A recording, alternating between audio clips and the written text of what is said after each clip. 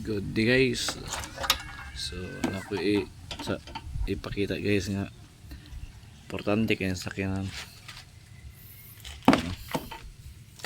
sa tanang mga naka DE 17 kani may gamit kay ni kani siya dire ram ko ni sa sulod ko na siya sensor ni ambient sensor dire ni siya unta dang side kinahanglan kani ay dapat kay mo siya mo-detect sa ihang condenser nga medyo init na siya para maglagan nimo sa sakyanan kung nagpa-aircon ka permanente ang bugnaw. So kani mong good nga unit pag maglagan okay ra magpundo kay bugnaw lang siya ang aircon. Pag maglagan na siya mawala ng bugnaw, diri mo na siya nakabutang. Paligog lang daw sa inyong mga unit. Kana siya diri unta na dito, diri na siya sa cover, sa bumper, front cover. Ano siya nana siya yung mga holes, di ba? Asa taman kani diri ni nga side na dira ana siya ana wala lang nagibalik siguro sa convert kita tatarongan ba ana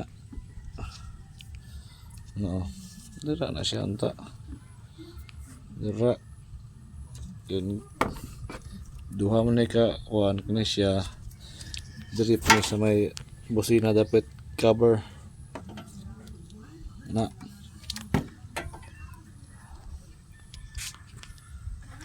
nakita na ko ni kigatang ko ni kay ang radiator ang radiator pan iungot kay init naman. Pag init sa radiator pag init sa radiator nihumok ini guys ito ba may sa radiator kani ito radiator nihumok na siya. Pag humok may washer na siya ni kiwi ni ang ni kiwi. Pag kiwi ni dapat ang ilis dito sa dinamo ang tuyok kay tungod ato di man niya marid ang kainit. So sunog to ako ang radiator pan. So order ng bagong surplus na lantawan niyo mga unit kani siya lantawan niya bulungan niyo ni subangan na kinahanglan ni siya duol ni siya sa condenser kaya mo ni siya mag-reading sa aircon sa condenser kung init na baka pag init niya pasa niya ito sa computer box yun, patuyokon para mapatuyok ang radiator pan muna may tabo baklas tang ako ni guys kay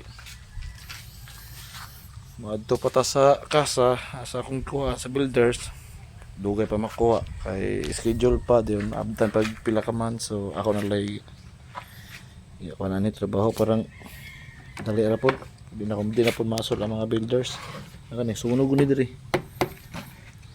wala na ni order bago